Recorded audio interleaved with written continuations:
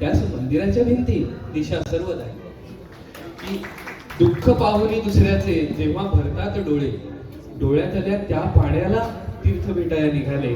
अशा माणसाचा स्पर्शच पांडुरंग होईल, कारण जास्त देव सापडला माणसाच्या ठाई. मला असं वाटतं की आषाढी हा माणसाचा देवाकडचा प्रवास नाहीये, तर माणसाचा माणसाकडे चाललेला प्रवास आहे.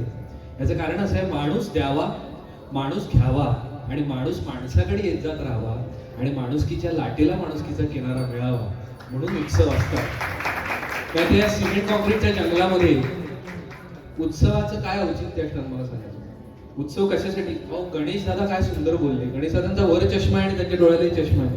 एकदा जोरदार टाळ्या त्यांच्यासाठी. कार्यक्रमाची सुरुवात इतकी सुंदर केली त्यांनी. खरं तर माझ्याऐवजी तुम्ही इथे बसायला पाहिजे, मी समोर बसून ऐकायला पाहिजे. फार छान बोलला तुम्ही. मला असं सांगावंच वाटतं की एकदा ओबेरॉय मराठी मंडळ कुटुंबाची पंढरीची वारी ही मला संकल्पना जेवढी आवडली यासाठी जोरदार टाळ्या झाल्या पाहिजे. खूप छान.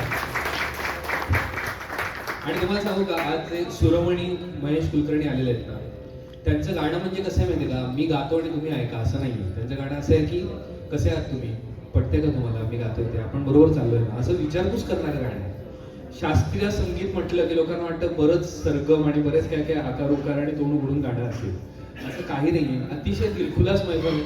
तुमच्या प्रत्येकाच्या घरी मैफल करायची होती, पण असं वाटलं की मनात घर करण्यापेक्षा एका ठिकाणी जमून तुमच्या मनामध्ये कायमचं घर बांधूया, म्हणून इथे ओबेरॉय सारखंच एक तुमदार घर तुमच्या मनात बांधण्यासाठी मैफल घेऊन आलेलो. एवढंच सांगेन की आज सुखवस्तू जगामध्ये वस्तू सुखी आहेत आणि माणसं दुःखी आहेत. म्हणजे माझ्या हातातला फोन जास्त स्मार्ट आहे माझ्यापेक्षा. आणि त्यामुळे काय, हे रक्त पिणारं यंत्र आहे ना, ह्याच्यात काय होतं माहितीये, माणुसकीचा पाया खचतोय आणि जो तो धोकादायक बनतोय, अशी अवस्था झालेली आहे. मग याच्यामध्ये फक्त सण आणि उत्सवच आपल्याला जिवंत राहायला शिकवतात. याचं कारण कुलकर्णींच्या गाण्यातनं आपल्याला ऐकू येईल. कुलकर्णींच्या गाण्यातनं आपल्याला ऐकू येईल की कसा आहेस आयुष्य, बरा आहेस ना, कसा आहेस आयुष्य, बरा आहेस ना. हा एको काढून टाकलंच ते चालेल. हॅलो, हा हे ठीक आहे. कसा आहेस आयुष्य, बरा आहे. कसा आहेस आयुष्य, बरा आहेस ना, बरा दिसतोस वरवर पण खरा आहेस ना. मला वाटतं उत्सव सांगतो की माणसाचा दाखवायचा चेहरा आणि जगायचा चेहरा हा नक्की कसा आहे तो खरवडून बघायला लागतो आपल्याला. आणि तो चेहरा कसा असतो की विषाणूने भरलेल्या जगामध्ये विष्णुमय शेला देणारा फक्त संतच असतो. आणि तो विष्णुमय शेला परिधान करण्यासाठी काय करायला लागतं, तर प्रदर्शन थांबलं की दर्शन होतं.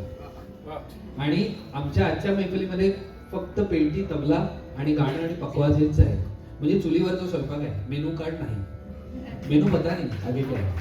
आणि त्यामुळे स्वतःला स्वतः दिलेली ब्लाइंड डेट, विठ्ठलाच्या नावाने लय ही विठाई आणि स्वर हा पांडुरंग समजून आम्ही गाणार आहोत.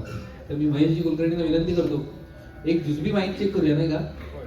बाकी सगळं जिप आहे, पण आता चेक तरी करून घेऊया.